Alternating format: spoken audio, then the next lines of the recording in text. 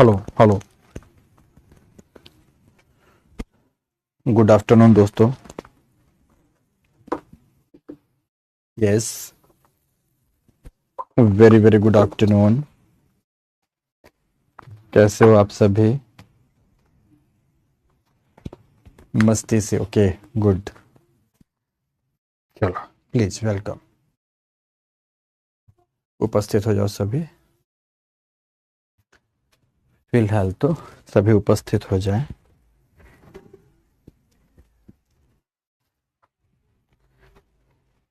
Yes. तो आप में से कुछ बच्चों के मन में ये तो अवश्य ही ख्याल होगा कि सर आज आप क्लास कैसे, आज क्लास लेने का क्या औचित्य था, है ना? तो इसका जवाब, सैटरडे किसी विशेष वजह से क्लास नहीं ले पाया, तो उसकी भरपाई करने के लिए आज हमने क्लास रख ली, है ना? ताकि आपकी वो क्षति ना हो। कमिंग वीक में भी एक दिन आपसे छुट्टी मुझे लेनी होगी। वो डेट होगी 7 तारीख।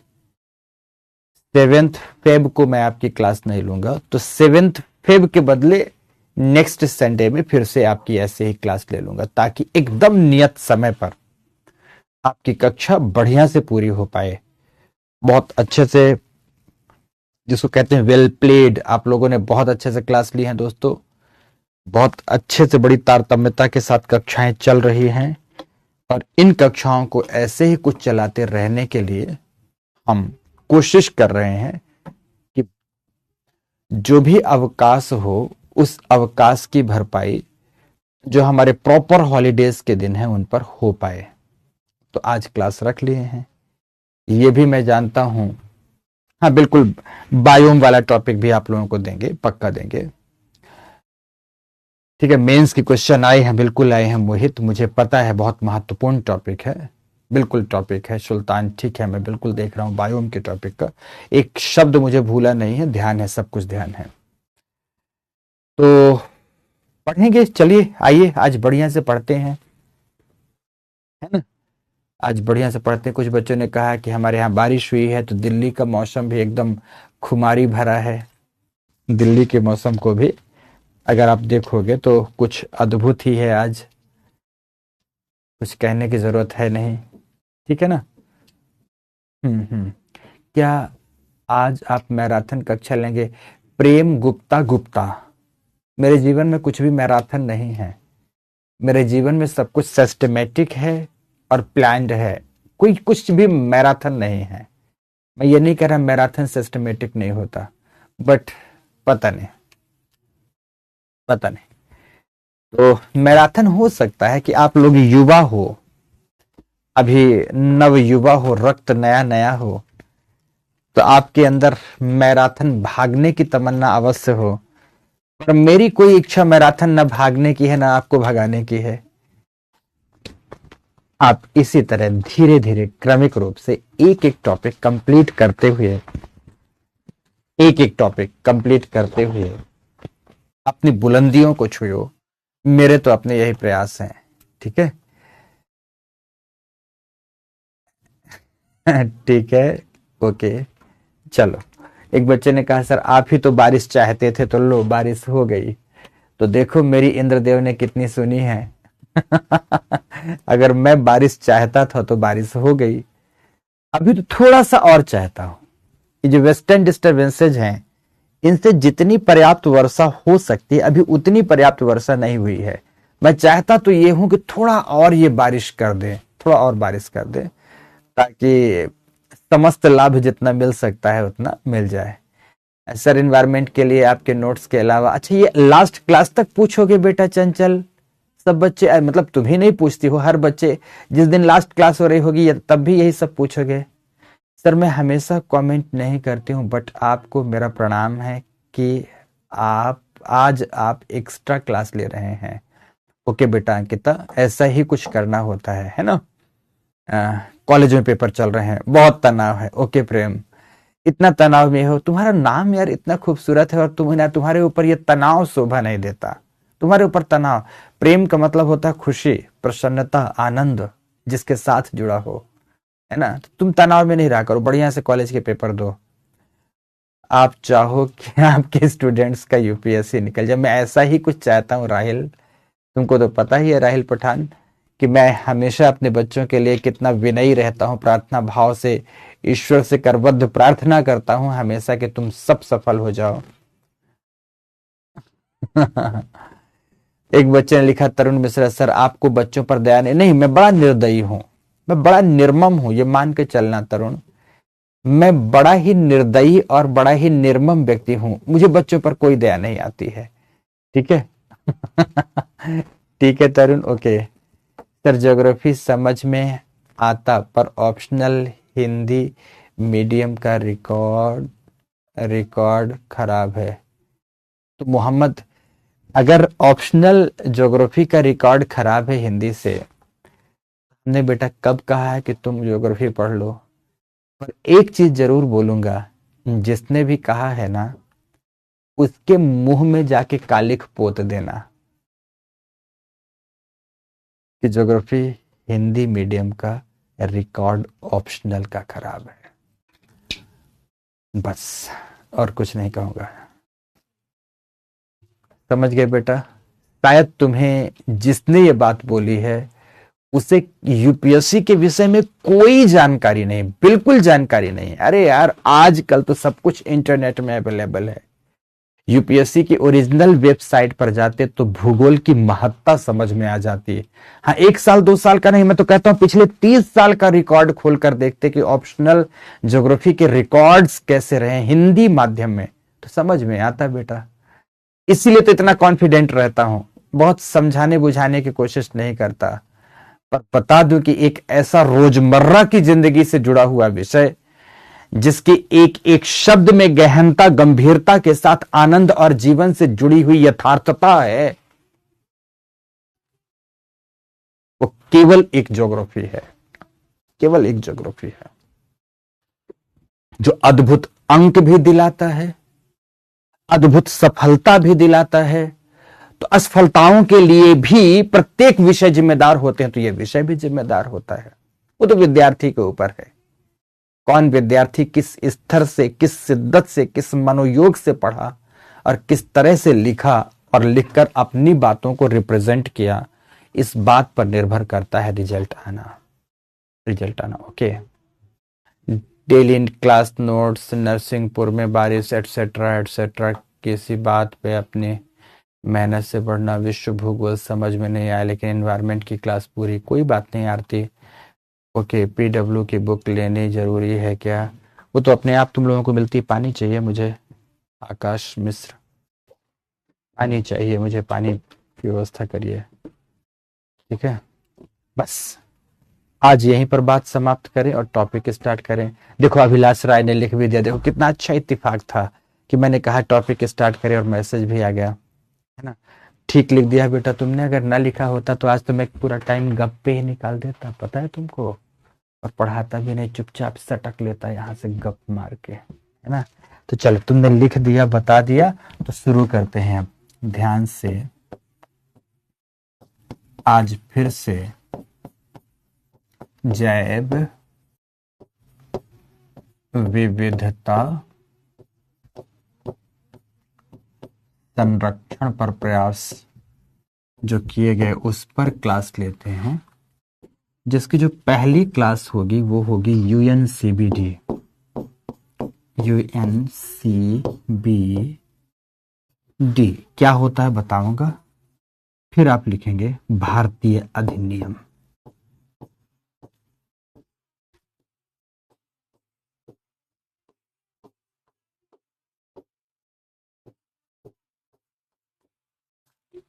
इन दो में से जितनी बात हम लोग आज कर पाएंगे उतनी करेंगे, कोई जरूरत नहीं है खामखा का भागम भाग करने के। ठीक है,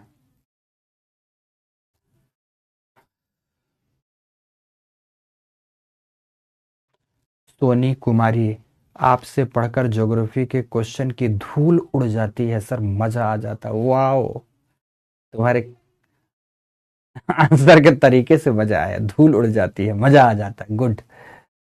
सर पहले ज्योग्राफी समझ में नहीं आती थी बट अब आने लगी है, ठीक है। उमेश सर धन्यवाद, आप बहुत अच्छे से पढ़ाते हैं। Okay, thank you so much, most welcome.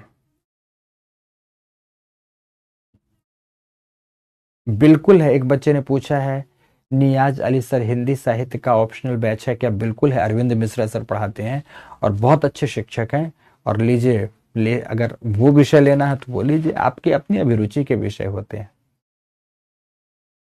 ठीक है।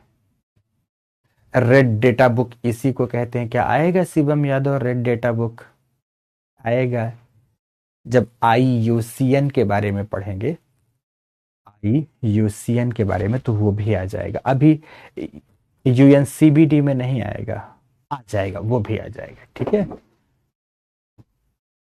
ठीक है आरती कुमावत, दिल्ली आइएगा तो PW ओनली IS के ऑफिस में आप मुझसे मिल सकते हैं, ठीक है। ठीक है, ओके। पर्याप्त गर्म है पानी क्या?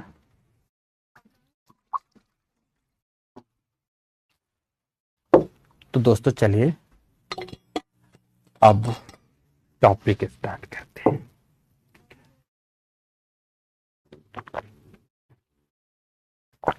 दोस्तों ध्यान से,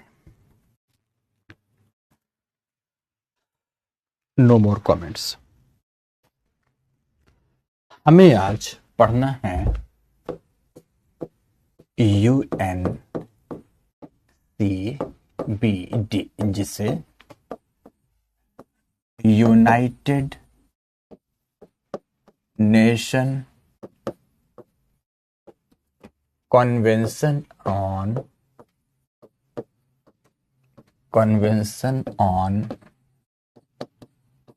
बायोलॉजिकल डाइवर्सिटी कहते हैं। United Nation Convention on Biological diversity के नाम से जाना जाता है, ठीक है, पर्याप्त है। ओके, अब ये क्या है, कैसे अस्तित्व में आया, इसका उद्देश्य क्या था, इसके अंतर्गत कौन कौन सी बातें हैं, सारी बातों को दोस्तों बहुत गौर से, बड़ी तल्लीनता के साथ सुनिएगा।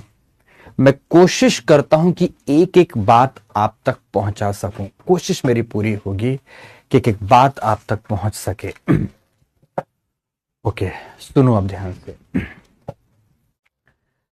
लास्ट कक्षा में अर्थात फ्राइडे में मैंने आपको कहानी सुनाई थी, क्लब ऑफ रोम, और क्लब ऑफ रोम के बाद 1971 में हुए स्टॉकहोम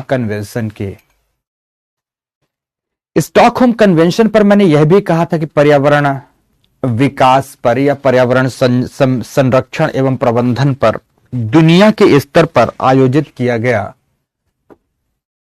प्रथम महासम्मेलन था, जिसे Magna carta of environmental development के नाम से जाना जाता है। Magna carta of environmental development के नाम से भी जाना जाता है। अब आगे की बात सुनो दोस्तों। उसके अंतर्गत एक ये प्रावधान था कि प्रत्येक 20 वर्षों में स्टॉकहोम कन्वेंशन में जो भी प्रावधान किए गए हैं उनकी एक बार पुनर्समीक्षा की जाएगी। आखिर जिन उद्देश्यों को यह प्राप्त करना चाहता था उन्हें प्राप्त करने में की कसौटी में कहां तक खरा उतरा है, प्रत्येक 20 वर्षों में इसकी एक समीक्षा होगी।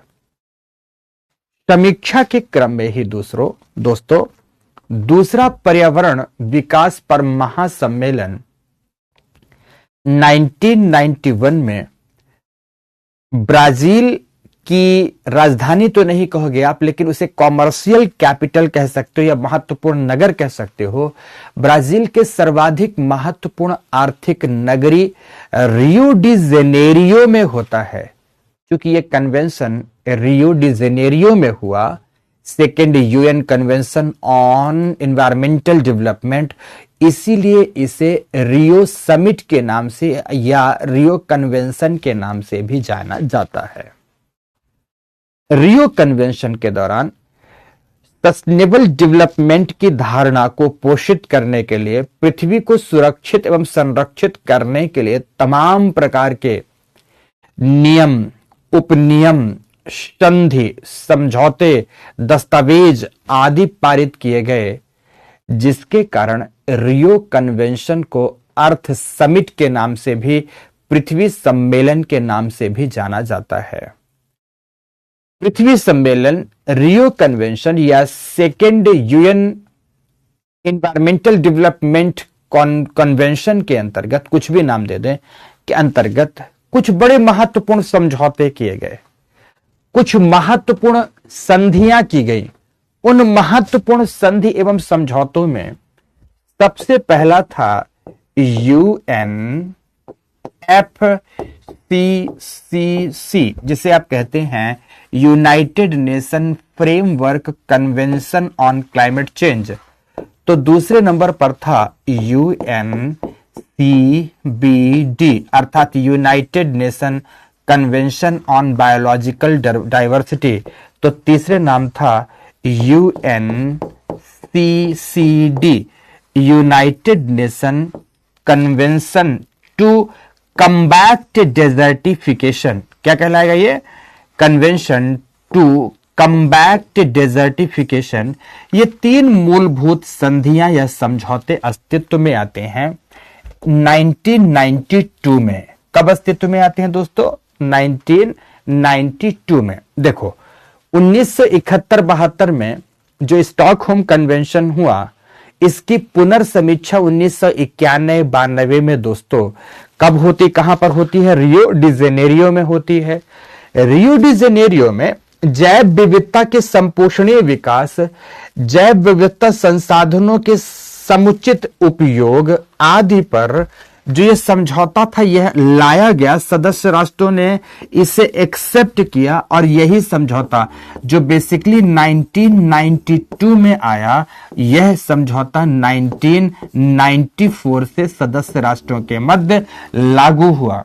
और तब से लेकर आगे तक के वर्षों में प्रत्येक वर्ष सदस्य राष्ट्रों में से किसी एक में इसके अपने महासम्मेलन होते हैं। इसके अपने क्या होते हैं? महासम्मेलन होते हैं। दोस्तों आगे की बात समझना है। इसके तहत आपको बताना चाहूंगा कि 3 मुख्य उद्देश्य निहित थे। सबसे पहला था कि जो भी बायोडायवर्सिटी है अर्थात जैव विविधता है, जैव विविधता संसाधनों, बायोडायवर्सिटी तो जैव विविधता संसाधनों का संरक्षण करना पहला उद्देश्य था, का संरक्षण करना। दूसरे नंबर पर जैव विविधता संसाधनों का संपोषणीय उपयोग करना या सतत उपयोग करना, संपोषणीय उपयोग करना। तो तीसरे नंबर पर आता है कि जैव विविधता संसाधनों के उपयोग, हमने अगर इसका उपयोग किया तो उपयोग से अगर सदस्य राष्ट्रों में किसी भी प्रकार का विवाद, उपयोग से अगर कोई विवाद उत्पन्न हुआ, विवाद के मसलों का न्यायोचित समाधान, विवाद के मसलों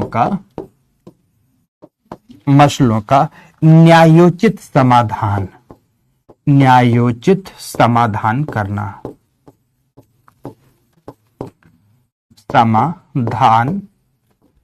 करना इस विषय बिंदु को कि जैव विविधता संसाधनों के उपयोग से जो विवाद उत्पन्न हुए, उन मसलों के न्यायोचित समाधान को बेसिकली हम लोग BS के नाम से जानते हैं, जिसे एक्सेस बेनिफिट एंड शेयरिंग कहते हैं। किस नाम से जानते हैं? जिसे एक्सेस बेनिफिट एंड शेयरिंग के नाम से जाना जाता है।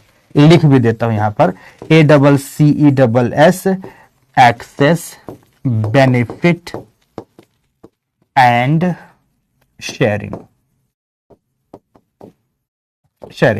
के नाम से जाना जाता है।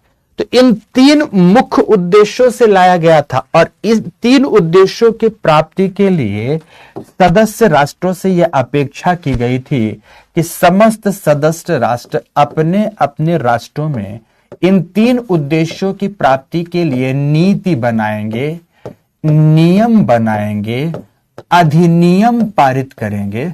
क्या करेंगे? अधिनियम पारित करेंगे, और इन सब के अधिनियम पारित करेंगे, और इन सब के क्रियान्वयन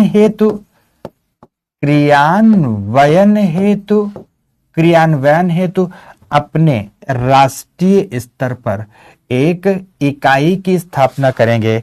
क्रियान्वित करने वाली एक इकाई की स्थापना करेंगे, या संस्था की स्थापना करेंगे, या निकाय की स्थापना करेंगे। संस्था या निकाय की स्थापना करना। इसी उद्देश्य से भारत सरकार ने वर्ष 2002 में जैव विविधता संक्षेप में लिखूंगा, जैव विविधता संरक्षण अधिनियम क्या पारित किया? 2002 पारित किया भारत सरकार ने। जैव विविधता संरक्षण अधिनियम 2002 पारित किया भारत सरकार ने। क्या था उसमें? ये भी हम आपको दिखाएंगे। ओके दोस्तों, अभिनव द्विवेदी ने लिखा, आपके एक्सप्लेनेशन से स्पष्ट है कि आपसे गलती होना संभव नहीं, पर हम भी किन बातों पर ध्यान रखें जो यूपीएससी। तुम्हारा मैसेज पूरा नहीं आया बेटा, तुम्हारा मैसेज पूरा नहीं आया कि मैं तुम्हारे प्रश्न का जवाब देता। तो ये मूल रूप से इसका उद्देश्य था। अब आगे बात करनी है, अभी बात यहां रोकूंगा नहीं। अब भारत सरकार ने तो ठीक है जैव विविधता संरक्षण अधिनियम या अधिनियम 2002 पारित कर दिया। फिर उसके बाद आगे बात आती है कि इसी अधिनियम के तहत या सीबीडी के अंतर्गत 2 उपसंधियां पारित की गई, जिसमें से एक कहलाती है नागोया प्रोटोकॉल के नाम से जानी जाती है। तो दूसरी को हम कहते हैं, सेकेंड को नागोया हो गई, तो दूसरे नंबर पर आती है कार्टाजेना प्रोटोकॉल। क्या आती है? कार्टाजेना प्रोटोकॉल आता है। इन 2 उपसंधियों की बात हमें अपने इस टॉपिक के अंतर्गत करनी है। जब यहां तक बात आ जाएगी तब जाकर यूएनसीबीडी का टॉपिक कंप्लीट होगा। तो आज की कक्षा में इतनी विस्तृत बातें हमें करनी है, ठीक है। अच्छा, अब इन्होंने पूछा जो यूपीएससी एस्पायरेंट्स में यानी होने चाहिए, तो यूपीएससी एस्पायरेंट्स में क्या होना चाहिए अभी ना ये बता देता हूं, फिर शुरू करता हूं। पहला, लगनशीलता, जिसे मैं कहूंगा कुछ पाने की इच्छा में अंदर से भाव आना चाहिए कि कुछ कर गुजर जाने की तमन्ना है। दूसरी बात, नियमितता, अगर कुछ पाना है तो अध्ययन नियमित करना होगा। तीसरी बात, धैर्य, जब लंबे रास्तों की ओर बढ़ा जाता है तो रास्ता स्मूथ सरफेस के रूप में कभी नहीं मिलेगा, अप्स एंड डाउन्स आएंगे। अप्स एंड डाउन्स में धैर्य नहीं खोना है। तो चौथा, नियमित लगनशीलता एवं धैर्य बनाए रखने के साथ साथ टॉपिक राइटिंग और उत्तर लेखन का सतत अनवरत प्रयास। जब आपने इतना कर लिया ना, तो फिर प्रत्येक टॉपिक को मौखिक रूप से बोल सकने की पर्याप्त संभावना मौखिक रूप से बोल सकने की पर्याप्त संभावना। इतनी बातें यूपीएससी एक एस्पिरेंट में होनी चाहिए, तो निश्चित रूप से आप सफलता के काफी करीब होते हो, काफी करीब होते हो। इन बातों का ध्यान रखना। तो चलो शुरू करते हैं। लिखो यूएनसीबीडी, फुल फॉर्म लिख दो, United Nation Convention on Biological Diversity. तो आप नीचे से भाषा में लिखेंगे,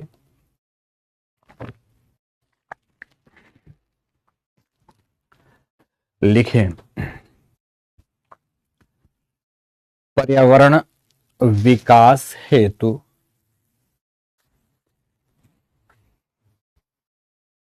पर्यावरण विकास हेतु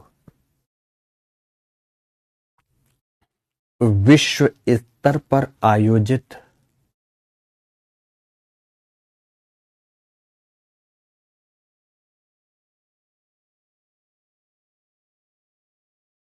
विश्व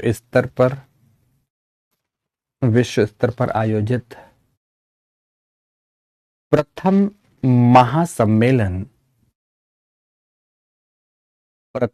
महासम्मेलन इन्वर्टेड कॉमा में स्टॉकहोम कन्वेंशन, चश्मा भूल गया दोस्तों, आंखों में दिख ही नहीं रहा। स्टॉकहोम कन्वेंशन में यह प्रावधान था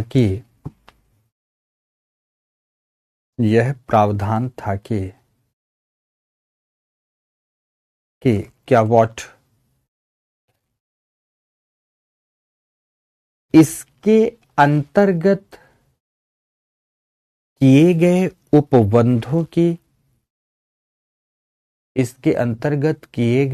उपबंधों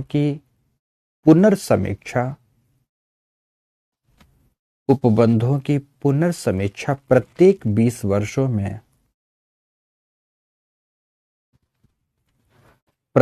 20 वर्षों में की जाएगी। प्रत्येक 20 वर्षों में की जाएगी। पूर्ण विराम लगाओ। इसी उद्देश्य से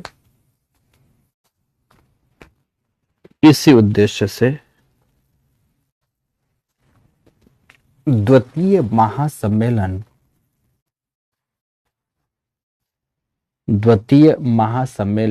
1992 में 1992 में ब्राजील के रियो डी जेनेरियो नामक नगर में आयोजित किया गया। रियो डी जेनेरियो नामक नगर में आयोजित किया गया,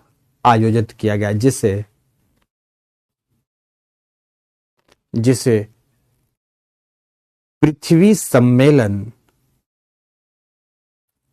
सम्मेलन के नाम से भी जाना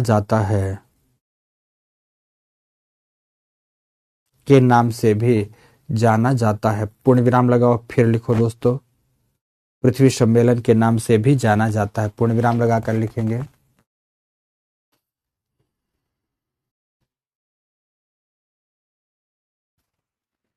यह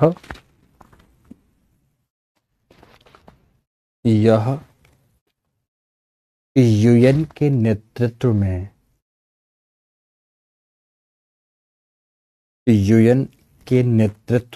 लाई गई एक अंतरराष्ट्रीय संधि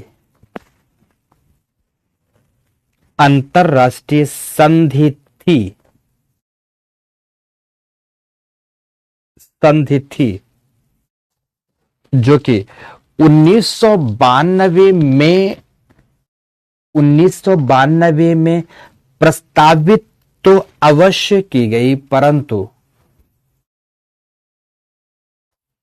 परंतु सदस्य राष्ट्रों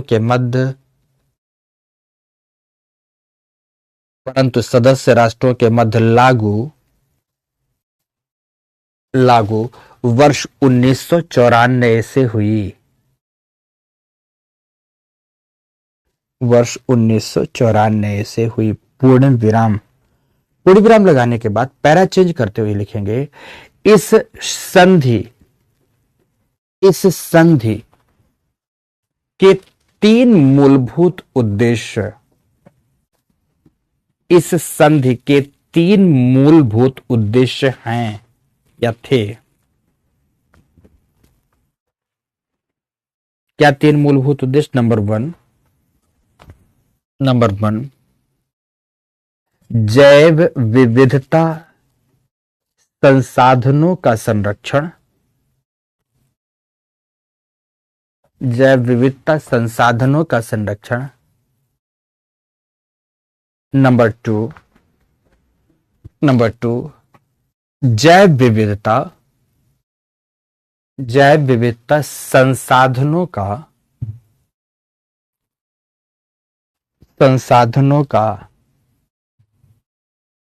संपोषणीय उपयोग या सतत उपयोग। संपोषणीय उपयोग। तो तीसरा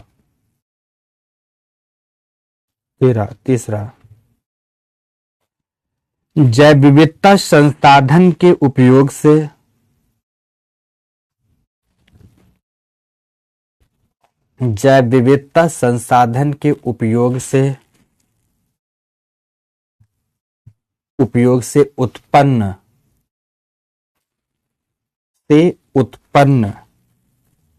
उत्पन्न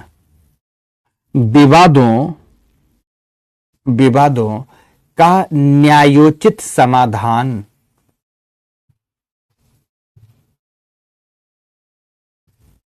विवादों का न्यायोचित समाधान जिसे ABS एक्सेस बेनिफिट एंड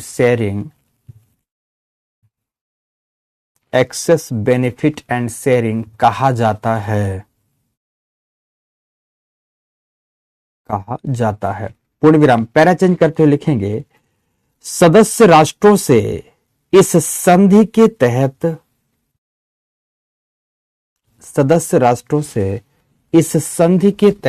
अपेक्षा की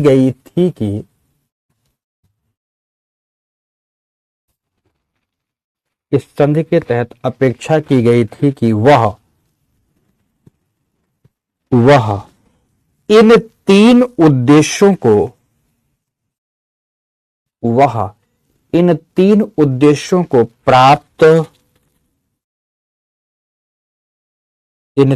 उद्देश्यों को प्राप्त करने के लिए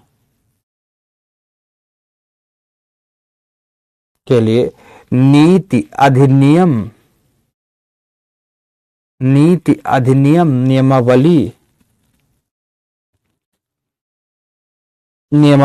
तैयार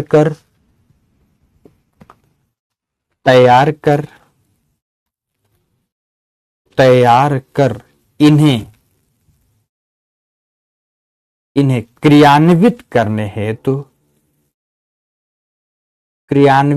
हेतु संस्थागत व्यवस्था करेंगे।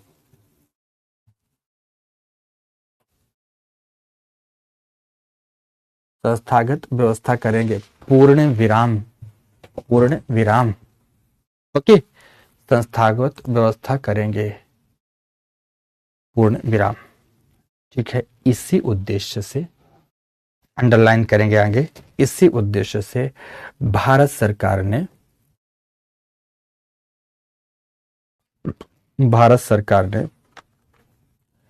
जैव विविधता अधिनियम 2002 पारित किया। जैव विविधता अधिनियम 2002 पारित किया।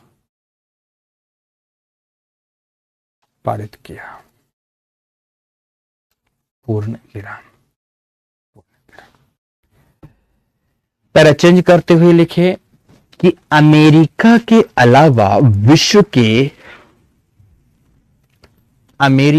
अलावा विश्व के 196 देश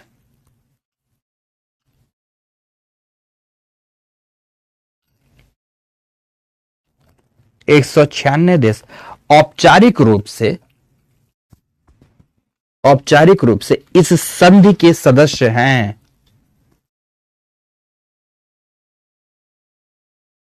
इस संधि के सदस्य हैं। पूर्ण विराम लगाकर इसी पैराग्राफ में लिखेंगे, इस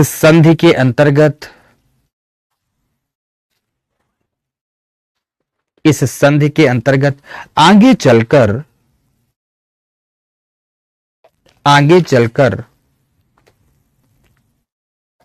दो उपसंधियां भी लाई गई। दो उपसंधियां भी लाई गई। दो उपसंधियां भी लाई गई। Number one Cartagena protocol. पहली कार्टाजेना है, फिर उसके बाद नगोया है। नंबर 1 कार्टाजेना प्रोटोकॉल डैश देकर लिखेंगे, वर्ष 2000 में लाई गई कार्टाजेना प्रोटोकॉल। तो दूसरे को लिखेंगे नगोया प्रोटोकॉल, वर्ष 2010।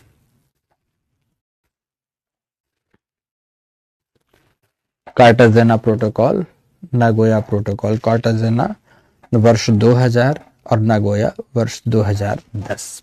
वो लिखना। तो अब प्रश्न उठता है कि उपसंधियां क्या है। आपके मन में आया होगा उपसंधियां क्या है, तो पैरा चेंज करते हुए लिखो कि उपसंधि अर्थात प्रोटोकॉल मूलतः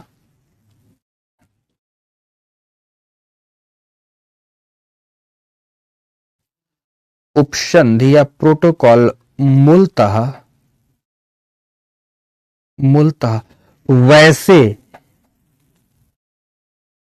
वैसे उपसमझौते होते हैं।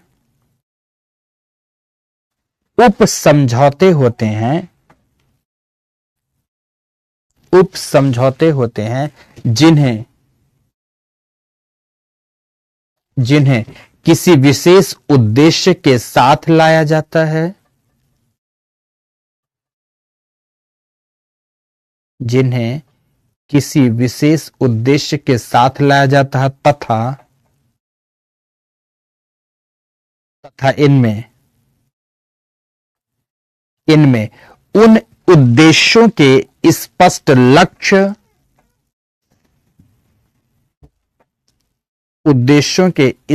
लक्ष्य, समय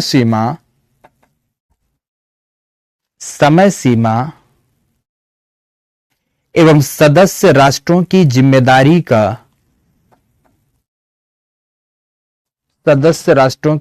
जिम्मेदारी का उल्लेख होता है।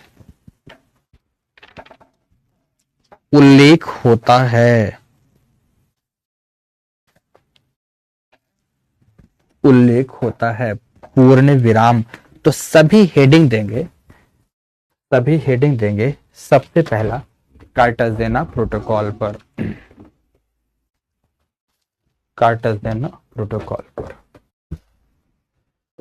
अभी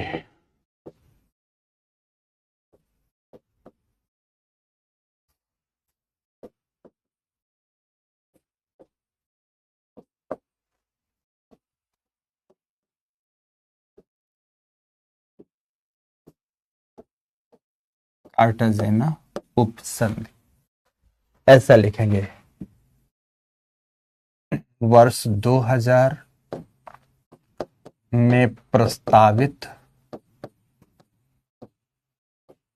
तो नीचे 2003 से सदस्य राष्ट्रों के मध्य लागू। तो अब इसका उद्देश्य क्या था?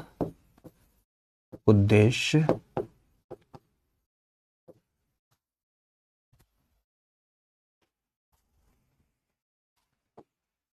LMO living modified organism living modified organism से जैव सुरक्षा। अब पूरी कहानी समझो, फिर भाषा लिखाता हूं। पूरी कहानी समझो, फिर भाषा लिखाता हूं। दोस्तों, समय के साथ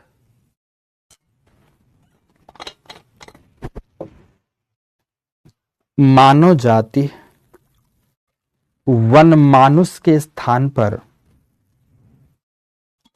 पशुपालक बन गया, पशुपालक के स्थान पर कृषक बन गया, कृषक के स्थान पर तकनीकी मानव बन गया।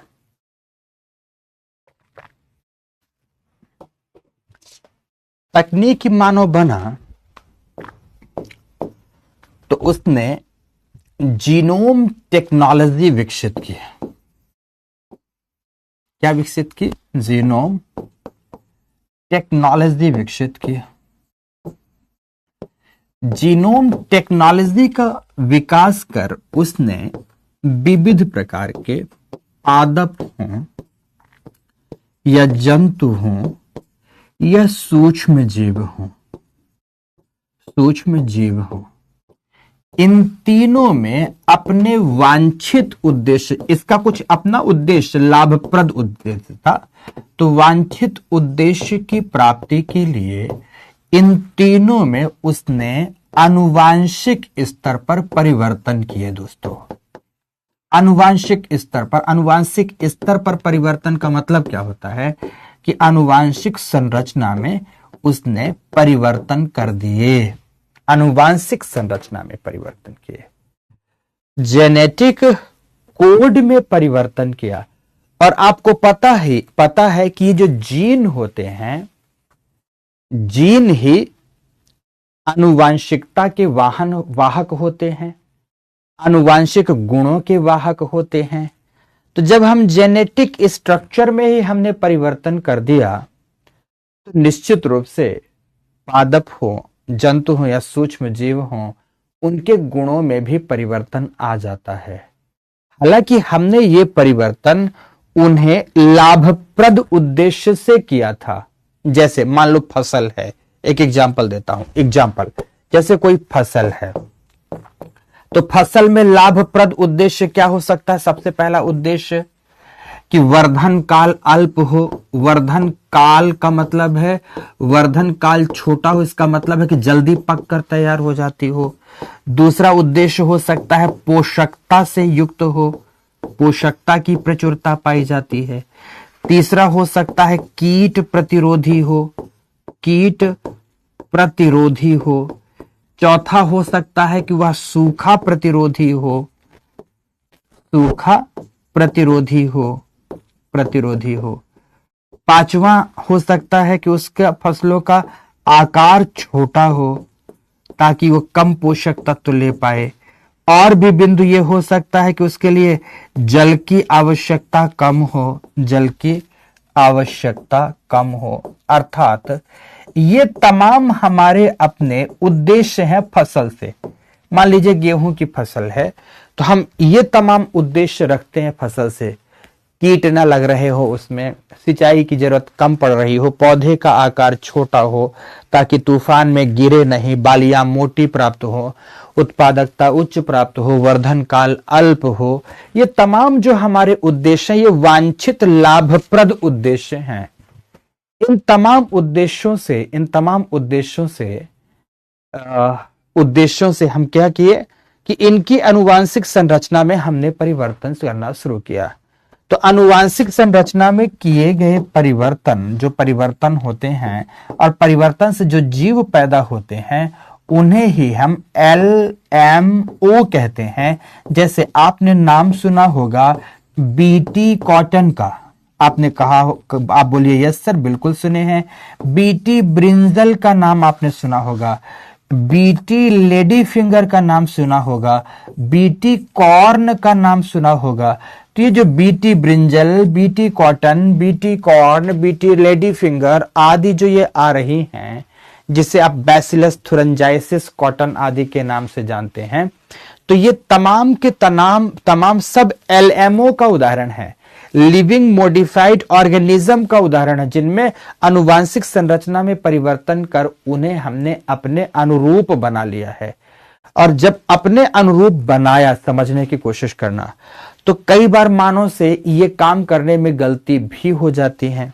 कई बार ऐसा अक्सर देखने में आया है कि ये काम करने में मानव गलत भी कर देता है, गलती कर देता है। जैसे अभी रिसेंट का उदाहरण, हालांकि प्रमाणित नहीं है, इसे अप्रमाणित रूप से ही माने, पर स्वीकार करें इसे कि अप्रामाणिकता ये कहती है अभी भी। थोड़े दिन पहले वर्ष 2019 की बात है, चाइना ने हमारे लिए ना सही बल्कि दुनिया के लिए कोविड-19 दे दिया। अब ये इसके बारे में आप जानते हैं कि ये वायरस है, और इस वायरस को आमतौर पर वुहान वायरस के नाम से जाना जाता है। वायरस के नाम से जाना जाता है क्योंकि ये आप सभी आज तक में एटलीस्ट जानते हैं, वायरस के नाम से जानते हैं, सभी जानते हैं कि ये वुहान की लेबोरेटरी से बाहर निकला हुआ वायरस है। अब आप बोलोगे सर ये कैसे, आप ये कौन सी बात कह रहे हो? मेरी बात सुनना।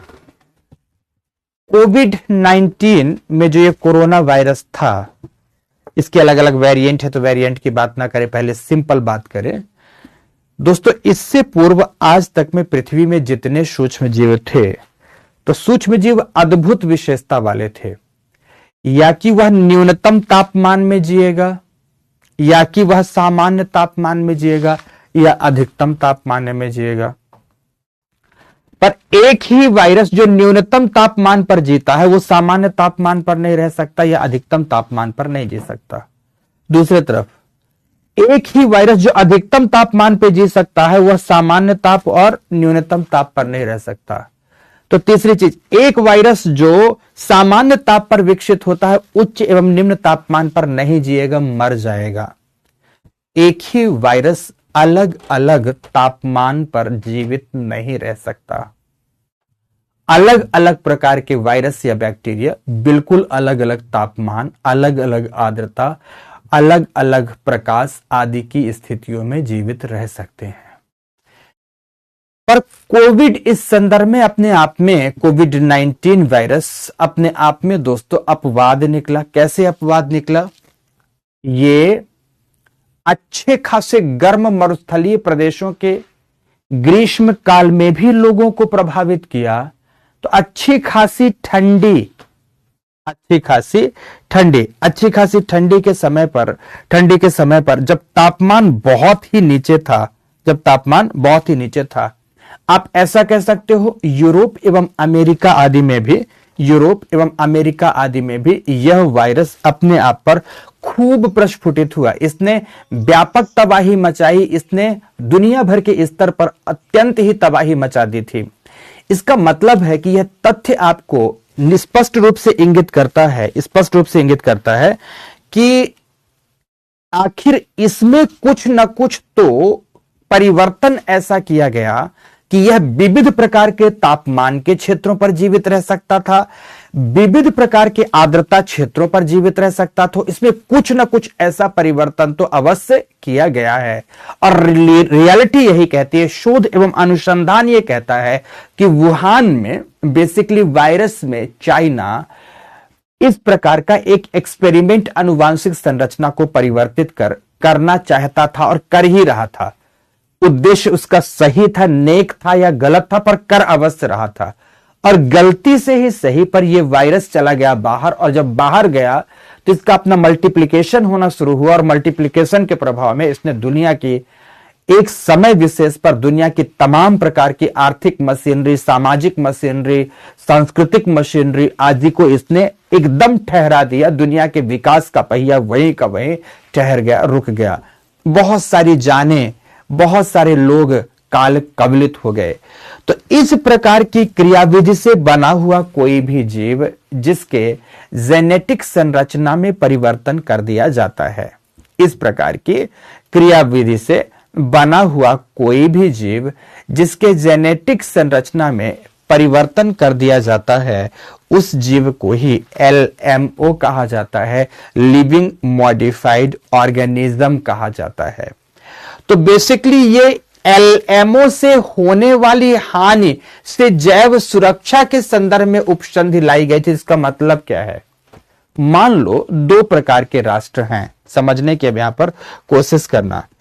एक तरफ एक राष्ट्र है जो LMO निर्यातक है, LMO निर्यातक राष्ट्र है, तो दूसरे तरफ दूसरा राष्ट्र है जो LMO आयातक है, आयातक।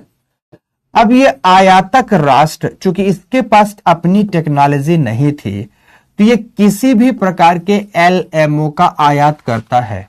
पर आयात में इसे पता चलता है कि LMO के आयात से उसकी स्थानीय जैव विविधता पर किसी भी प्रकार की क्षति का खतरा है, तो LMO आयातक राष्ट्र को यह अधिकार होगा, LMO आयातक राष्ट्र को यह अधिकार होगा कि वह आयात के किसी भी चरण पर, आयात के किसी भी स्तर पर आयात से मना कर सकता है।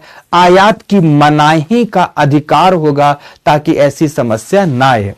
मुकेश चौहान ने लिखा है, I come first time live to thank you. Oh most welcome बेटा, can't excellence explanation. Okay okay, most welcome बेटा, मोस्ट वेलकम। हालांकि आज मेरी दो आंखें अतिरिक्त नहीं है, कमेंट्स भी छोटा है, टेक्निकल सपोर्ट टीम भी आज नहीं, पर फिर भी कोशिश कर रहे हैं क्लास ले ले। ओके ठीक है ठीक है, ओके जूली। अच्छा, कई बच्चों को नोटिफिकेशन नहीं मिला, कोई बात नहीं है, तो रिकॉर्डेड क्लास ले लेना, ठीक है। तो दोस्तों, तो इस तरह से इसे ये अधिकार होगा कि आयात के किसी भी चरण पर उसे मना कर सकता। दूसरी बात, इसे अधिकार होगा आयात से मनाही का अधिकार। सबसे पहला तो यह है, आयात से मनाही का अधिकार, किसी भी चरण में मनाही कर सकता है, मनाही का अधिकार होगा। पहली बात तो यह है। अब दूसरे नंबर पर बात आती है, दूसरे नंबर पर कि ठीक है चलो आयात करना है, आपकी जरूरत है आयात करने को, तो इसको इस बात का अधिकार होगा कि आयात से पूर्व LMO की जांच कराए, जांच कराने का अधिकार। अब जांच क्या कराएगा? जांच कराना होगा कि जिसका आयात हम कर रहे हैं, तो आयात से हमारी स्थानीय जैव विविधता पर कोई क्षति तो नहीं पड़ेगी। समझ गए मेरी बात की नहीं? कोई क्षति तो नहीं होगी, तो इसकी जांच का अधिकार होगा। जांच आप स्वयं से कर सकते हो, जांच के लिए दो ऑप्शन है। जांच आप चाहो तो स्वयं या स्वयं की किसी इकाई के माध्यम से कर सकते हो, या अंतरराष्ट्रीय स्तर पर ICH है, ICH जिसे इंटरनेशनल क्लियरिंग हाउस कहते हैं, ये होती है सर्टिफिकेशन या जिसे प्रमाणन एजेंसी कहते हैं। ये ICH इंटरनेशनल क्लियरिंग हाउस किसी LMO की बारीकी से गहराई से जांच करता है और जांच कर इसे सर्टिफाइड करता है, प्रमाणित करता है, प्रमाणित करता है कि ये संबंधित राष्ट्र की जैव विविधता के लिए सुरक्षित है या नहीं है, सुरक्षित है या नहीं है। तो इस प्रकार से आप इसके माध्यम से भी जांच करा सकते हैं और आपको जांच कराने का अधिकार होगा। फिर भी आपको इन जांच के बाद भी, सपोज ये प्रमाणन एजेंसी ने क्लीन चिट दे दी कि नहीं कोई क्षति नहीं, फिर भी अगर आपको किसी भी प्रकार से ऐसी जानकारी होती है कि LMO के आयात से हमें क्षति होगी, आपने आयात के लिए आपने फंडिंग भी कर दी है, आयात के लिए आपने सहमति भी प्रदान कर दी है, लेकिन आप सकारण जवाब देकर कि आप इस कारण से LMO का आयात बंद करना चाहते हैं, रोकना चाहते हैं, तो आपको रोकने का अधिकार होगा। अर्थात आयातक राष्ट्रों को LMO से होने वाली जैव असुरक्षा के संदर्भ में आयात करने की मनाही के लिए यह अधिकार प्रदान करता है। कौन अधिकार प्रदान करता है? Cartagena protocol. कि कोई बात नहीं, अगर आप चाहते हो तो आप इनका आयात ना करो, ठीक है, इनका आयात ना करो। तो ये है दोस्तों, ये है आपका Nagoya protocol, sorry Cartagena protocol. तो सबसे पहले आपको लिखना है कार्टाजेना प्रोटोकॉल, ठीक है। ओके चलो तो स्टार्ट करते हैं। बायोम मैंने समझ गया, सब बच्चों ने लिखा बायोम से थे, कोई बात नहीं, बायोम हम आपको बढ़िया टॉपिक आपको दिलवा देंगे, आप लोग पढ़ डालना। कोई नहीं प्रश्न आया था तो आया था, छोड़ दो, कोई दिक्कत नहीं, परेशान क्यों हो। तो लिखो सभी के सभी कि वर्ष 2000 में प्रस्तावित एवं 2003 से लागू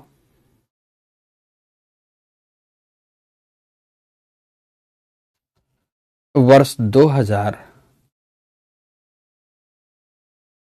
में प्रस्तावित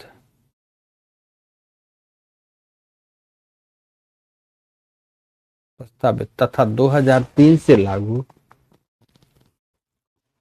लागू इस उपसंधि का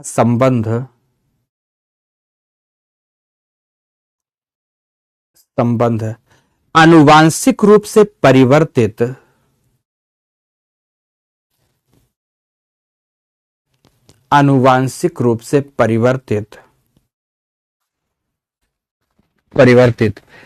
जीवों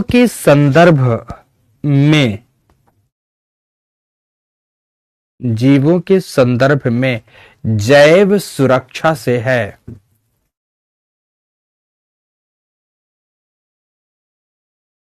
जैव सुरक्षा से है, पूर्ण विराम लिखे। ऐसे जीवों को LMO लिविंग मॉडिफाइड ऑर्गेनिज्म कहा जाता है।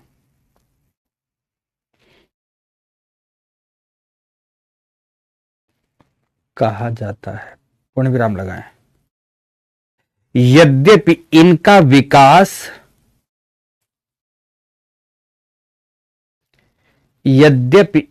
विकास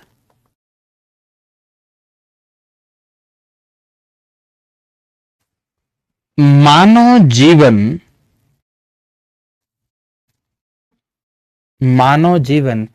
के किसी ना किसी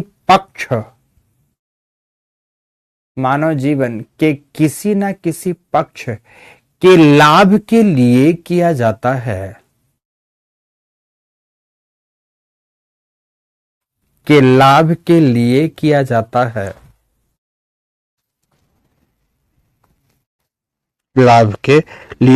पर कई परिस्थितियों में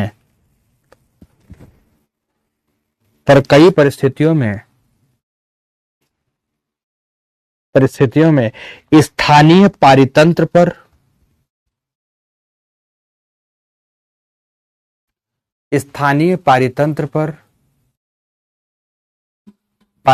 पर इनके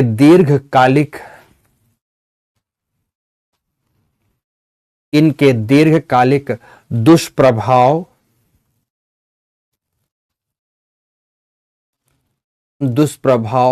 भी हो सकते हैं।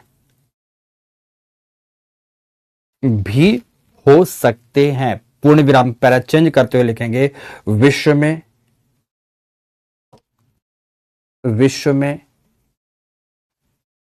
वर्तमान संदर्भ में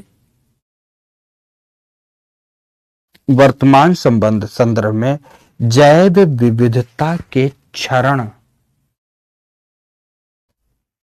विविधता के क्षरण या ह्रास में विदेशी प्रजातियों या बाह्य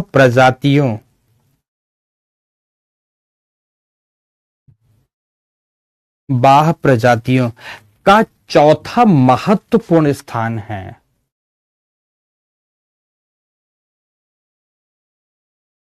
महत्वपूर्ण स्थान है। चौथा महत्वपूर्ण स्थान है, स्थान है, पूर्ण विराम लगाएं। एलएमओ को विदेशी या बाह्य प्रजाति की श्रेणी में ही,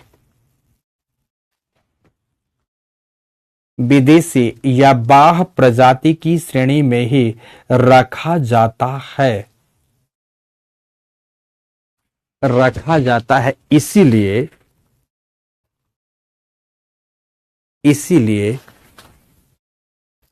इनके तात्कालिक या दीर्घकालिक, इनके तात्कालिक या दीर्घकालिक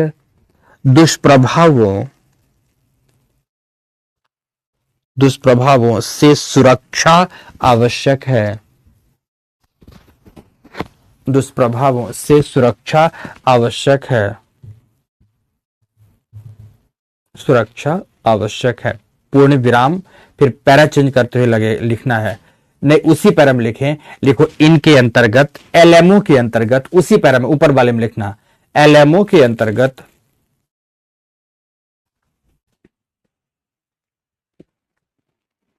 विभिन्न प्रकार के पादप जंतु एवं सूक्ष्म जीव, पादप जंतु एवं सूक्ष्म जीव हो सकते हैं। शिल्पा, आज चश्मा भूल गया हूं बेटा, राखी बिल्कुल नहीं खुल रही है। हो सकते हैं, पूर्ण विराम, पूर्ण विराम लिख लिया आपने। अब पैरा चेंज करते हुए लिखना। अब लिखो एलएमओ से उत्पन्न होने वाली जैव सुरक्षा,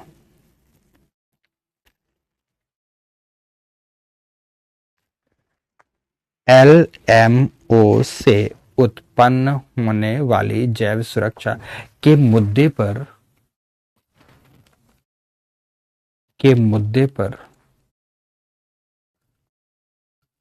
पर निम्नलिखित प्रावधान किए गए हैं।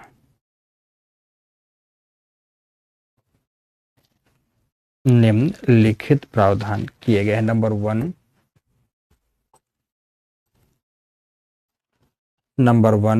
एलएमओ को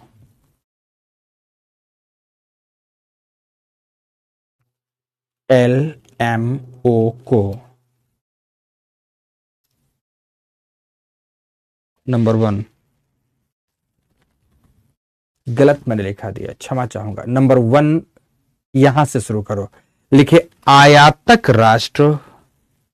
नंबर 1 यहां से शुरू करेंगे, एलएमओ को काट दो, यहां से शुरू करो, लिखो आयातक राष्ट्र, आयातक राष्ट्र को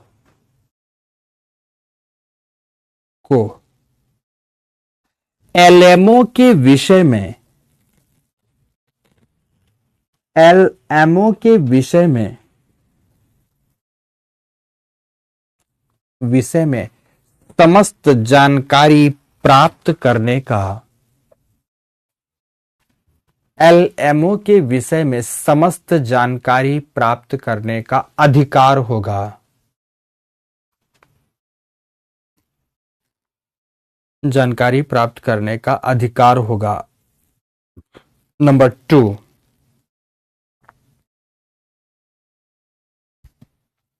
2, एलएमओ आयातक राष्ट्र,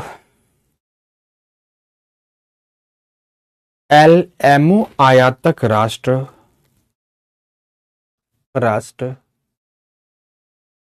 स्वयं या किसी संस्था द्वारा, स्वयं या किसी संस्था द्वारा इनकी या इनके प्रभावों की जांच कराने का अधिकारी है। इनकी या इनके प्रभावों की जानकारी प्राप्त करने का अधिकारी होगा। तो नेक्स्ट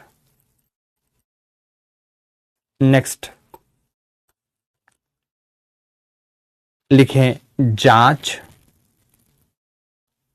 जांच हेतु जांच हेतु अंतर्राष्ट्रीय सहयोग से अंतर्राष्ट्रीय सहयोग से एक परीक्षण एवं प्रमाणन एजेंसी एक परीक्षण एवं प्रमाणन एजेंसी का गठन किया गया है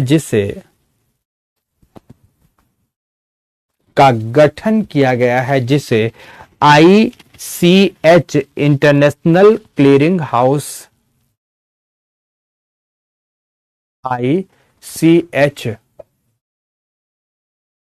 ICH इंटरनेशनल क्लीयरिंग हाउस कहा जाता है।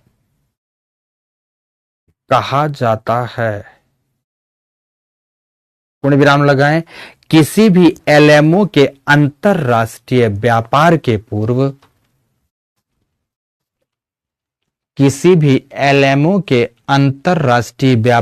पूर्व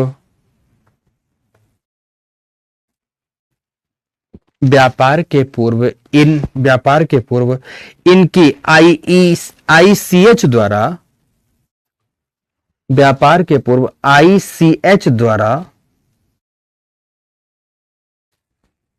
ICH इंटरनेशनल क्लीयरिंग हाउस द्वारा प्रमाणन की अनिवार्य आवश्यकता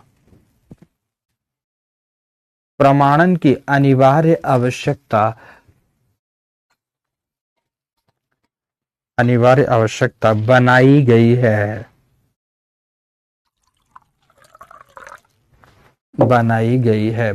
पूर्ण विराम। फिर एक और पॉइंट लिखें। LMO आयातक राष्ट्र को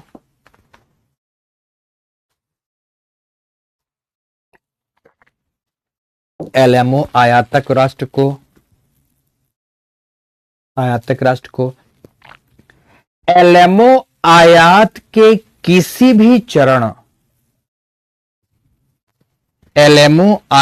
के किसी भी चरण पर मना करने का पूरा अधिकार होगा।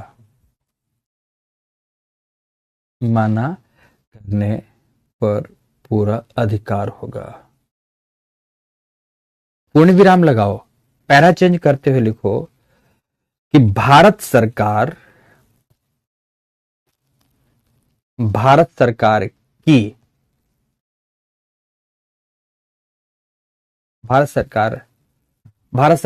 की जगह के करो। वन पर्यावरण एवं जलवायु परिवर्तन मंत्रालय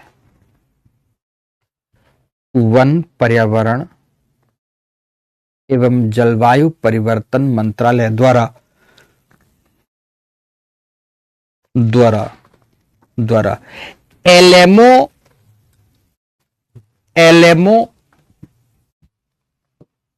LMO से जैव सुरक्षा या जांच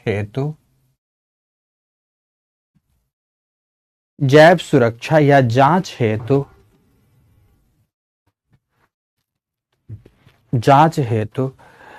जेनेटिक इंजीनियरिंग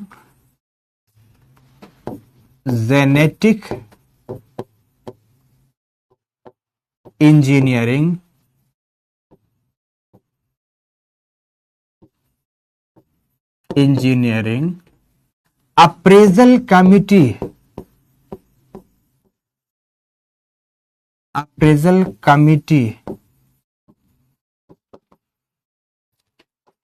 का गठन किया गया है। Genetic engineering appraisal committee GEAC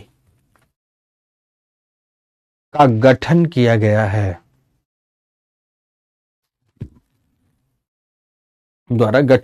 लिखो, यह एक अस्थायी संस्था है।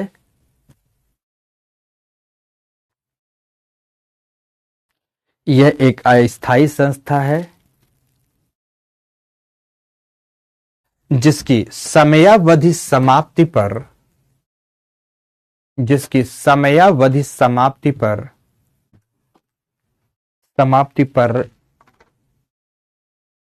इसके पुनर्गठन का प्रावधान किया गया है।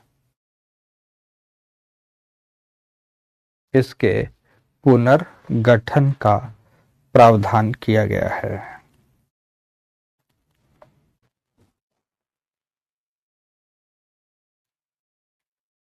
किया गया है। ओके, अब नेक्स्ट देखो, अब आता है नागोया प्रोटोकॉल। क्या आता है? Nagoya protocol. दूसरे नंबर पर एक तो हो गया कार्टाजेना प्रोटोकॉल, दूसरा है नागोया।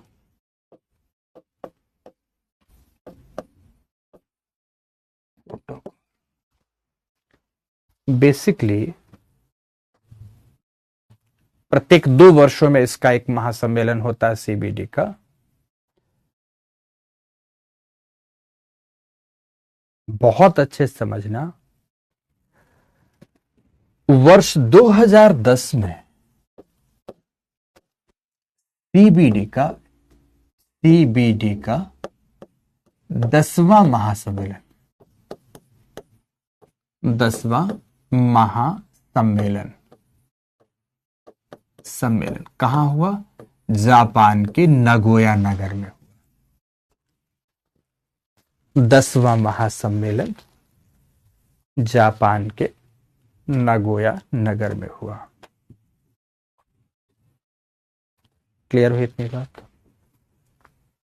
आगे बात बताना चाहूंगा नागोया प्रोटोकॉल के बारे में। 10वां महासम्मेलन यहां हुआ। अब ये किस उद्देश्य से हुआ? ध्यान से, एबीएस के न्यायोचित समाधान पर।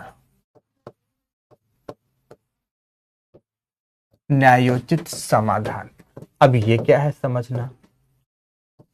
दोस्तों आपको बताता हूं कि जैसे अभी तक जो विकासशील राष्ट्र थे या अल्प विकसित राष्ट्र, पिछड़े राष्ट्र, ऐसा कुछ भी कह सकते थे, अल्प विकसित राष्ट्र थे, इन राष्ट्रों में जो जैव विविधता थी, बहुत आराम से समझना, इन राष्ट्रों में जो जैव विविधता थी, इसका उपयोग कौन करता था? इनका उपयोग विकसित राष्ट्र करते थे या विकसित राष्ट्रों की कंपनियां करती थी। अब ये हमारी जैव विविधता का उपयोग करते, पर इस जैव विविधता के उपयोग का लाभ इन्हें मिलता, हमें कुछ नहीं मिलता। जैव विविधता के उपयोग का पूरा लाभ इन्हें मिलता, हमें कुछ नहीं मिलता। इसका मतलब कि आप हमारी जैव विविधता की चोरी कर रहे हो, हमारी जैव विविधता की चोरी कर रहे हो। तो इस प्रक्रिया को कहा जाता है बायोपायरेसी। क्या कहते हैं दोस्तों? इसे बायोपायरेसी कहते हैं। जैव चोरी के नाम से इसे जाना जाता है। आप चोरी कर रहे हो, उसका लाभ हमें बिल्कुल नहीं दे रहे हो। क्यों नहीं दे रहे हो? गलत कर रहे हो। तो ध्यान से समझना है। तो नागोया प्रोटोकॉल के अंतर्गत यह कहा गया कि ना भाई ना, ये गलत बात है, तुम्हें ऐसा नहीं करना होगा। तुम्हें अब अगर जैव विविधता संसाधनों का उपयोग करते हो तो इसका वांछित या समुचित लाभ उन राष्ट्रों को देना चाहिए जिनकी जैव विविधता का उपयोग करते हो। इसी उद्देश्य से वर्ष 2014 से सदस्य राष्ट्रों के मध्य ये लागू हुआ और राष्ट्रों से यह अपेक्षा की गई कि इस उद्देश्य से वह अपने अपने यहां एक ऐसे निकाय का गठन करेंगे जो कि एबीएस के मसलों का समाधान कर सके। अब जिस तरह से बायोपायरेसी है, वैसे ही यहां एक दूसरा शब्द भी आता है जिसे कहते हैं बायोप्रोस्पेक्टिंग। क्या कहते हैं दोस्तों? बायोप्रोस्पेक्टिंग भी कहते हैं। तो ये बायोप्रोस्पेक्टिंग क्या है? बायोप्रोस्पेक्टिंग क्या है? बायोप्रोस्पेक्टिंग कहलाता है, ध्यान से समझना, बायोप्रोस्पेक्टिंग समझने की कोशिश करना, कि अगर आपने मतलब विकसित राष्ट्र या विकसित राष्ट्र की कंपनियों ने विकासशील राष्ट्रों की जैव विविधता का उपयोग उन्हें बिना किसी लाभ या इंफॉर्मेशन के किया तो ये बायो प्रोस्पेक्टिंग हो गया। यदि उनका बट यदि ऐसी कंपनियां या ऐसे राष्ट्र यदि जैव विविधता का उपयोग इनकी जानकारी पर करते हैं, इनके द्वारा अनुमति प्रदान कराए जाने पर करते हैं, इनके सहयोग से करते हैं, तो इस क्रियाविधि को बायो प्रोस्पेक्टिंग कहा जाता है। और बायो प्रोस्पेक्टिंग चोरी नहीं मानी जाती, क्योंकि आपके सहयोग से, आपकी सहमति से, आपकी जानकारी से ऐसा किया जा रहा है। अगर जानकारी नहीं थी तो वो जैव चोरी है, और जैव चोरी में एबीएस के नियम लागू होंगे। और एबीएस के नियम यह कहते हैं कि विकसित राष्ट्र या कंपनियों को अब जैव विविधता की जो क्षति इस राष्ट्र को हुई है उसकी भरपाई अवश्य करनी होगी। और भरपाई के उद्देश्य से दोस्तों एक उपसंधि लाई गई, जिसे क्या कहा जाता है, नागोया कुआलालंपुर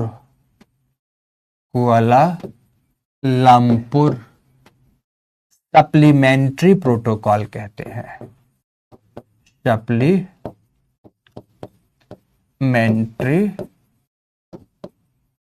प्रोटोकॉल कहते हैं। क्या कहते हैं दोस्तों, नागोया कुआलालंपुर सप्लीमेंट्री प्रोटोकॉल कहते हैं।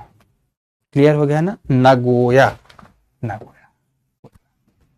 मतलब इसके अंतर्गत यह प्रावधान किया गया है कि यदि, दो बातें जोड़ेंगे साथ में, यदि कोई आयातक राष्ट्र एलएमओ का आयात किया, दो बातें साथ में जोड़ेंगे, यदि कोई आयातक राष्ट्र एलएमओ का आयात किया और एलएमओ के आयात से उसके राष्ट्र में हानि होने लगी, उसकी जैव विविधता को क्षति हुई, पहली बात तो यह। दूसरा, आपने यहां बायोपायरेसी की और बायोपायरेसी से हमें क्षति हुई है, तो क्षति की भरपाई किस उद्देश्य से लाया गया था, यहां मैं दो शब्द लिख देता हूं, क्षति की भरपाई हर्जाने के रूप में या मुआवजे के राशि के रूप में निर्यातक राष्ट्र को करनी पड़ेगी, या विकसित राष्ट्र को जो चोरी कर रहा है उसे करनी पड़ेगी। इस उद्देश्य से नागोया कुआलालंपुर मलेशिया की राजधानी है, और नागोया जापान का एक महत्वपूर्ण नगर है, और कार्टाजेना कोलंबिया का एक नगर है। जिन नगरों पर यह संधियां हुई हैं उन्हीं के नाम से इसे जाना जाता है। बस दोस्तों, तो अब हमें नागोया प्रोटोकॉल के अंतर्गत एबीएस के बारे में तमाम बातें लिखनी है। तो लिखो सभी के सभी, लिखो, यह उपसंधि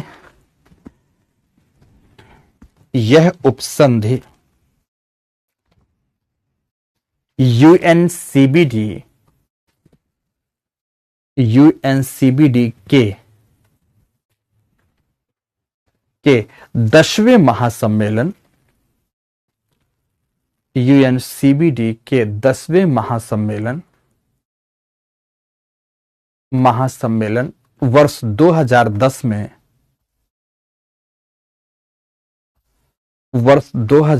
में जापान के नागोया शहर में प्रस्तावित की गई।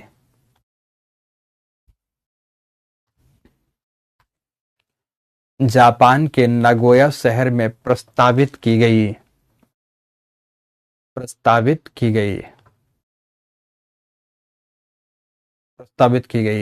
जो कि सदस्य राष्ट्रों के मध्य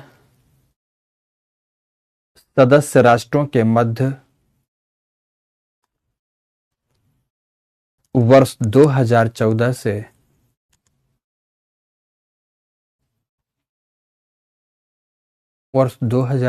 से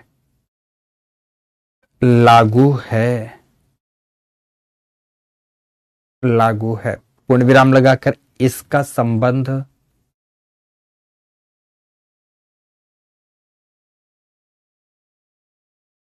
इसका संबंध एबीएस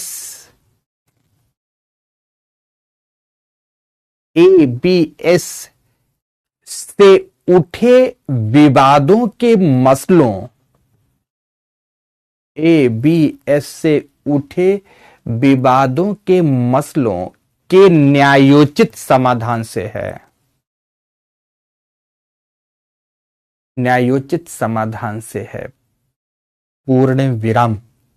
वैष्णवी ने कुछ लिखा है, जीनोम उस दिन साइंस टेक्नोलॉजी में, बिल्कुल जीनोम टेक्नोलॉजी है बेटा। तो आगे की क्लास में पढ़ा था। यस, ठीक है, आगे पढ़ता हूं। आज पढ़ के पूरा क्लियर हुआ। अच्छा, ओके, मोस्ट वेलकम बेटा। ओके, प्रैक्टिकली हर चीज जाननी होती है, तो अच्छा आज आपको ठीक लगा। आज मुझे आंखें बहुत ज्यादा चौंधियानी होती हैं पढ़ने के लिए, क्योंकि जिनने क्लास ऑन कराई है उन्होंने कमेंट्स बहुत छोटे करके छोड़ दिए हैं और चले गए हैं ऑन करा के। आज टेक्निकल सपोर्ट के लोग बहुत कम होते हैं। एक ही आदमी 2 3 4 कक्षाएं इधर उधर करा रहा होता तो भाग भाग कर वो चले गए हैं।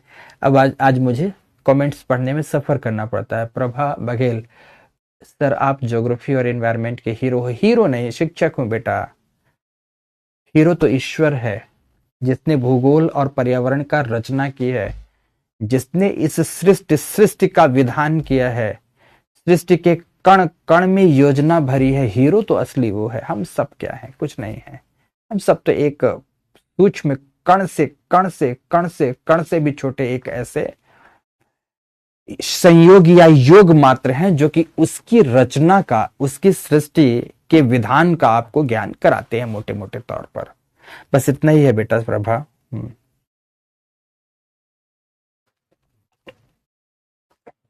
क्लास बहुत रुक रही है।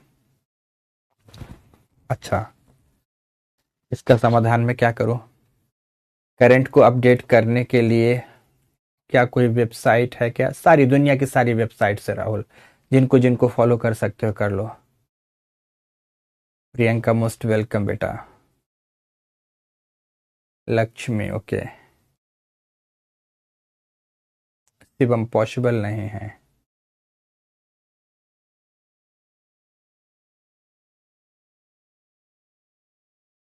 रोहन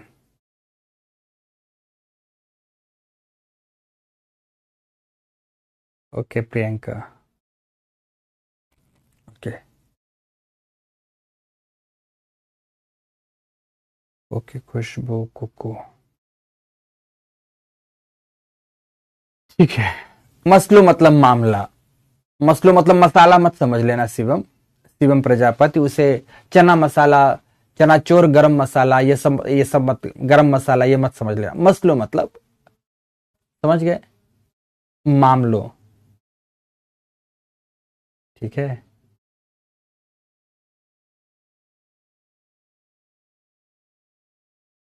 ओके तरुण समझ गया बेटा।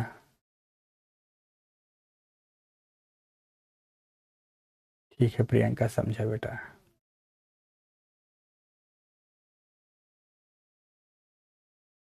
ओके साक्षी, चलो ठीक है। अब पढ़ाएं, आप पढ़ाएं, आगे बढ़े। चलो ठीक है बेटा ओके। अब लिखें, पैरा चेंज करते हुए लिखेंगे। लिखें, इस उपसंधि के सदस्य राष्ट्रों, इस उपसंधि के सदस्य राष्ट्रों को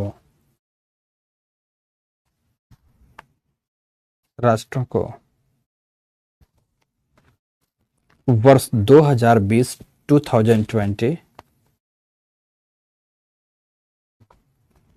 2020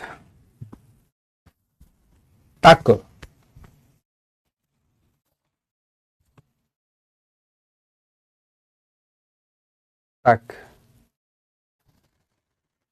तक एबीएस के प्रावधानों के संबंध में,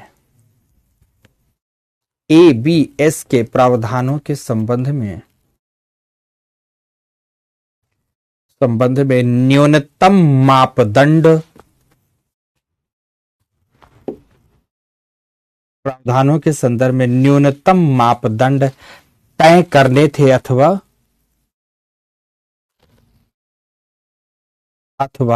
घरेलू अधिनियमों में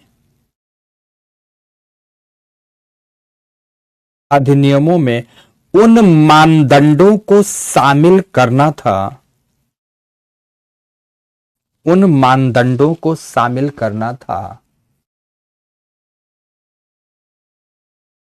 जो इसके संबंध में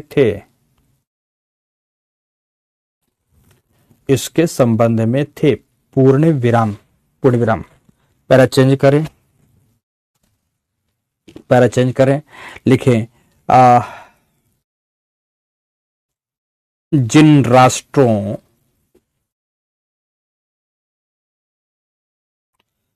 राष्ट्रों में ABS के समाधान के, पैरा चेंज करते हुए लिखना, ABS के समाधान के मापदंडों का अभाव है, वहां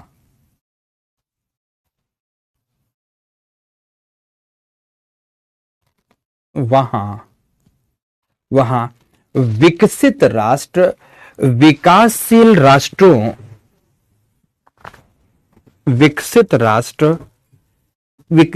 ऐसा लिखो, विकसित राष्ट्र जैव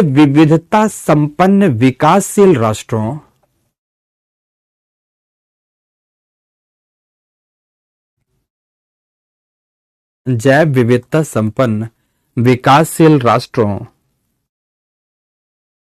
विकासशील राष्ट्रों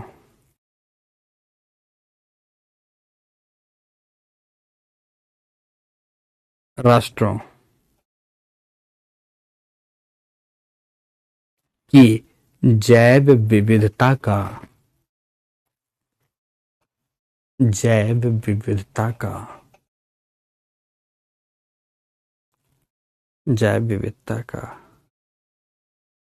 अनधिकृत उपयोग करते हैं,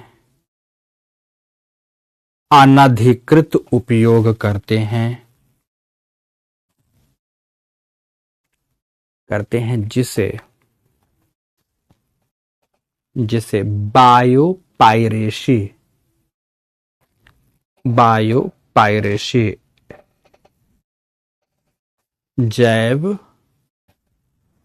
जैव चोरी कहा जाता है। बायोपायरेसी कहते हैं, जैव चोरी कहते हैं। पूर्ण विराम बायोपायरेसी कहते हैं। पूर्ण विराम।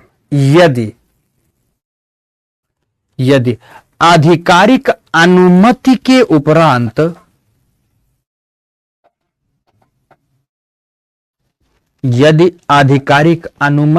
उपरांत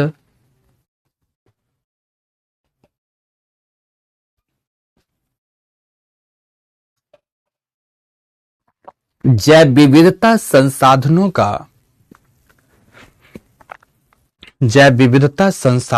उपयोग किया गया होता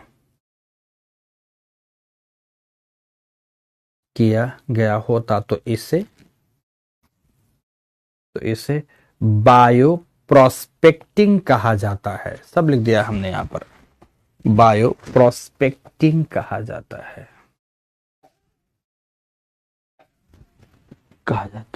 पूर्ण विराम लगाओ, पैरा चेंज करो, लिखो वर्ष 2011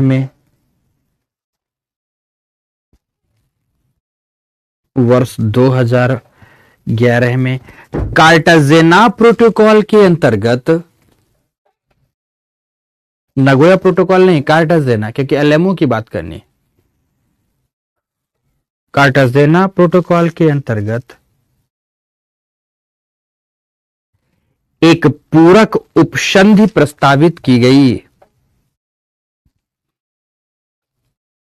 एक पूरक उपसंधि प्रस्तावित की गई जिसे नगोया कुआलालंपुर सप्लीमेंट्री प्रोटोकॉल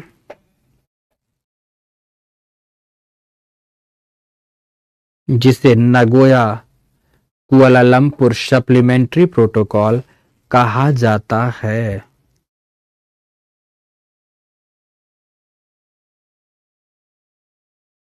कहा जाता है पूर्ण विराम। इसका संबंध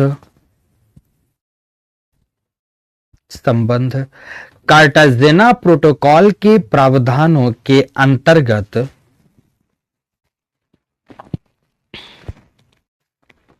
कार्टाजेना प्रोटोकॉल के प्रावधानों के अंतर्गत मुआवजे की व्यवस्था से है। मुआवजे की व्यवस्था से है।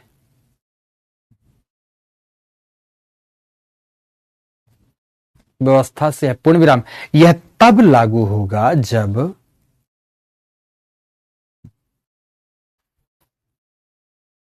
यह तब लागू होगा जब एलएमओ आयात से यह तब लागू होगा जब एलएमओ आयात से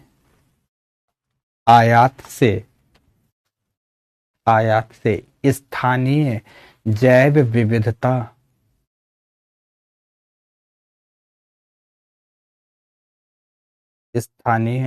विविधता पर क्षति पहुंची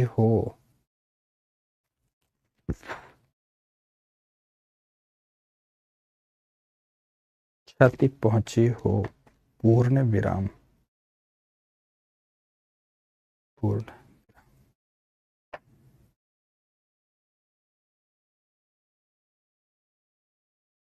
ठीक है, पूर्ण विराम।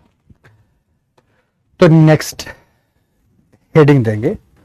फिर एक बार कमेंट्स देख लेता हूं। प्रभा बघेल, सर आप ठंड में इतना पानी क्यों पीते हैं? ठीक है। पूजाबा राठौर, सर क्या आप इकोनॉमी पढ़ा लेते तो अच्छा होता, वहां भी कॉन्सेप्ट क्लियर हो जाता। इतने से ही फुर्सत नहीं है पूजा बेटा, इतने से ही फुर्सत नहीं।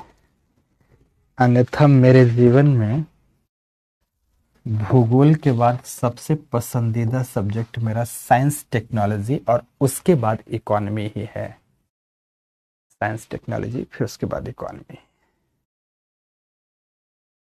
अब ध्यान से सभी लोग हेडिंग देंगे, भारत में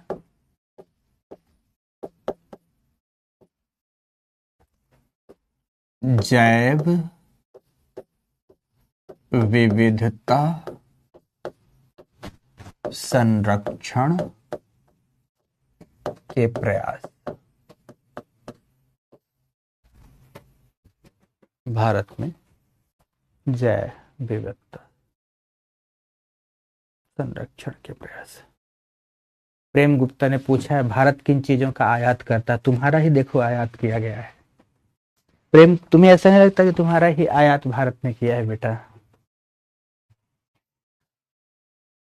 ओके तरुण, ओके। प्रेम, ऐसा है कि नहीं है? जल्दी बताओ बेटा। ओके, अब इसे हम दो संदर्भों में देखेंगे। एक हम देखेंगे सी बी डी के पूर्व के प्रयास,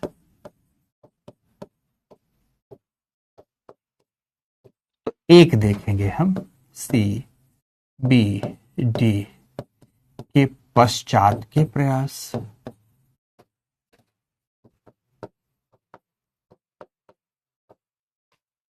अब सीबीडी के पूर्व के प्रयासों में सबसे पहला आता है भारतीय वन अधिनियम 1927। इंडियन फॉरेस्ट एक्ट 1927 सबको पढ़ाना है मुझे बड़े विस्तार से। फिर दूसरे नंबर पर आता है वन्य जीव संरक्षण अधिनियम, वन्य जीव संरक्षण अधिनियम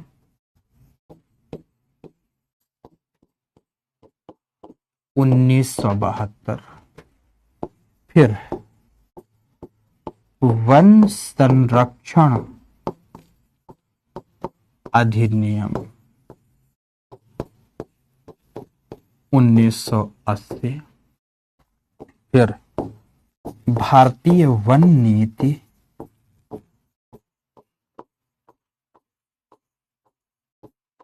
1988। एक तरफ तो इन्हें पढ़ेंगे,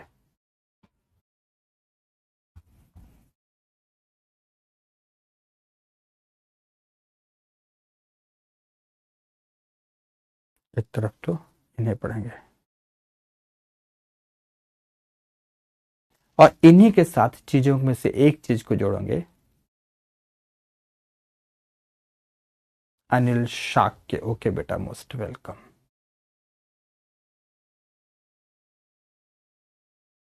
अब आई लव यू सर, आज मैंने नोट्स से पढ़ा, बहुत मजा आया।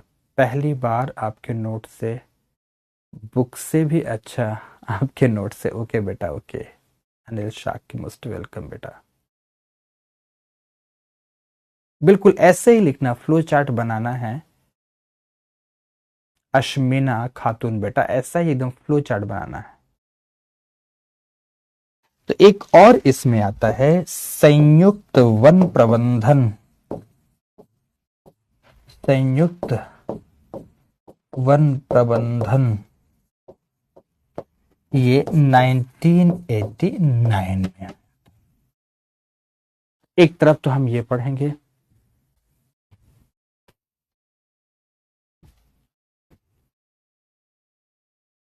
ठीक है रोहन, अच्छी बात बेटा, बहुत अच्छा।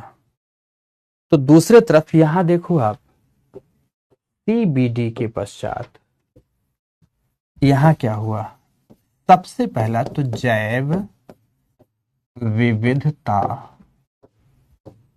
अधिनियम लाया गया वर्ष 2002 में, सबसे पहला। तो इसी के साथ फिर हम लोग पढ़ेंगे वन्य जीव संरक्षण संबंधी विभिन्न योजनाएं पढ़ेंगे।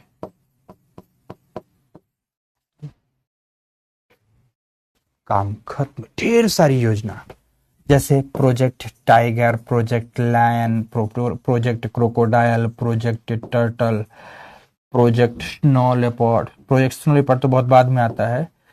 तो Project Rhinoceros, Project Elephant, Project Red Panda, Project Vulture, Project Gangetic Dolphin, Project Snow Leopard आदि ढेर सारे प्रोजेक्ट।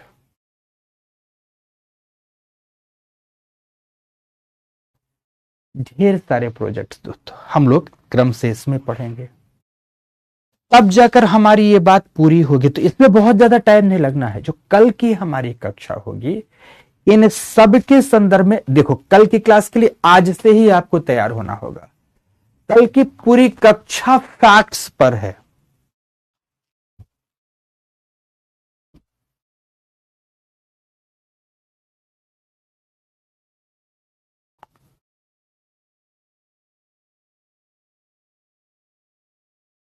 सारी कक्षा। प्रेम ने कितनी अच्छी बात कही, तुम इमोशनल कर दिए बेटा।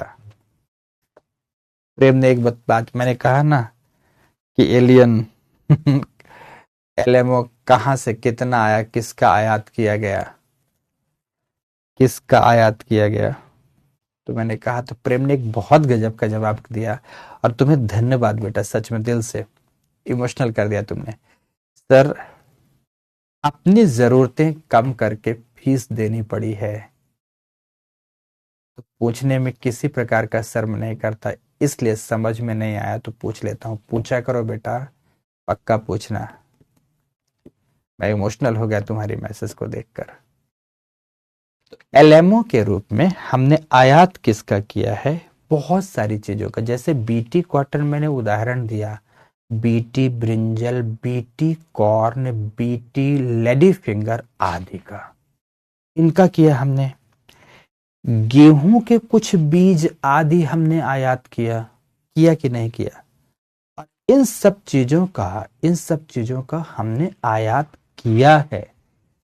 पर सच्चाई यह है कि इनसे अभी हमें कोई ऐसी प्रत्यक्ष क्षति नहीं हुई है कि हमने ऐसा कोई क्लेम किया हो। ठीक है प्रेम, अब तुम्हारे प्रश्न का जवाब मिल गया। ओके ठीक है। अच्छा गीता, मैं साइड हो जाता हूं, इसको लिख लो।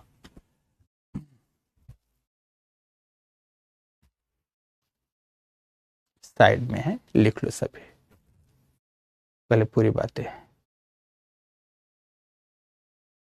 अब हम अपनी बातों पर आते हैं।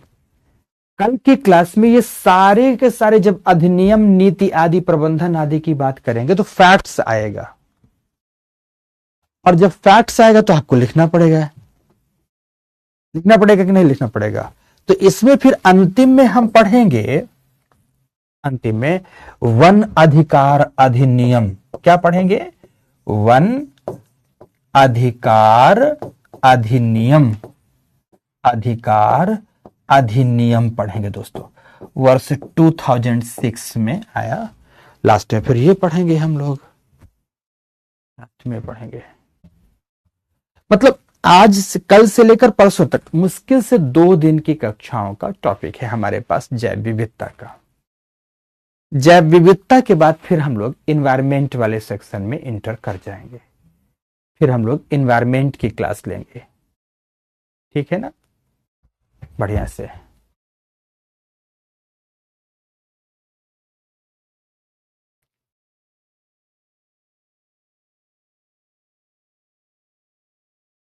ठीक, तो ये है दोस्तों आपका टॉपिक, जिसे हम लोग अब आज नहीं, कल की कक्षा में, आज इतने टाइम पर ही छोड़ देता हूं, कल की कक्षा में आएंगे, एक एक बातें उठाएंगे और एक एक बातों को पढ़ाएंगे क्रम से। ठीक है? बस, तो आज यहीं पर आप लोगों को छोड़ देते हैं। फ्री हो जाइए, आप जाइए मस्ती कर लीजिए थोड़ा सा, और मस्ती करके फिर पढ़िएगा। अवश्य पढ़ने में कोई कमी नहीं रखनी है। ओके, तो विदा लूं दोस्तों आज यहीं पर। धन्यवाद, बहुत बहुत धन्यवाद।